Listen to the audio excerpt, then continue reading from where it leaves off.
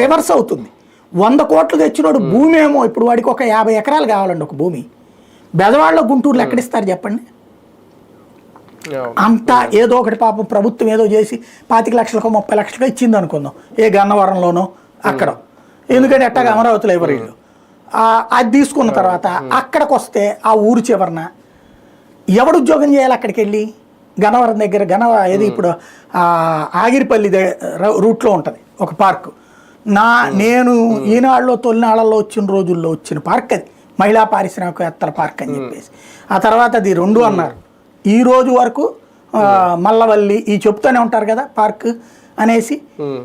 ఎన్ని ఉన్నాయి పరిశ్రమలు? ఎంతమంది బెజవాడ వాళ్ళకి ఉద్యోగాలు వచ్చినాయి అంటే చిన్న పరిశ్రమకి ఎక్కువ, పెద్ద పరిశ్రమకి తక్కువ.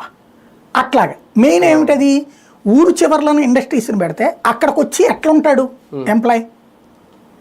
పరిశ్రమ దగ్గరలోనే వసతి ఉండాలి. ఇప్పుడు హైదరాబాద్ ఎందుకు డెవలప్ అవుతుందంటే అందరు ఇండస్ట్రీస్ ఎందుకు అంటారంటే పోచారం పెట్టారు. ఇప్పుడు పోచారం దగ్గరలో ఇల్లు బోల్డని కట్టేసుకుంటారు, వెంటనే దిగిపోతారు. ఇక్కడ వాతావరణం మనం గమనించాల. Hyderabad it is wide and రోజు రోజుకి ఏమైపోతుంది, విస్తరించిపోతుంది. సికింద్రాబాద్ కలిసిపోయింది, రంగారెడ్డి కలిసిపోయింది, మెదక్ కలిసిపోతుంది దాదాపుగా. అక్కడ ఇప్పుడు 4 జిల్లాలు కలిపితే ఒక హైదరాబాద్ నగరం. బెజవాడ గుంటూరులే కలపం మనం. బెజవాడే గుంటూరే. అమరావతి అని పేరు హెడ్డింగ్లో పెడతాం.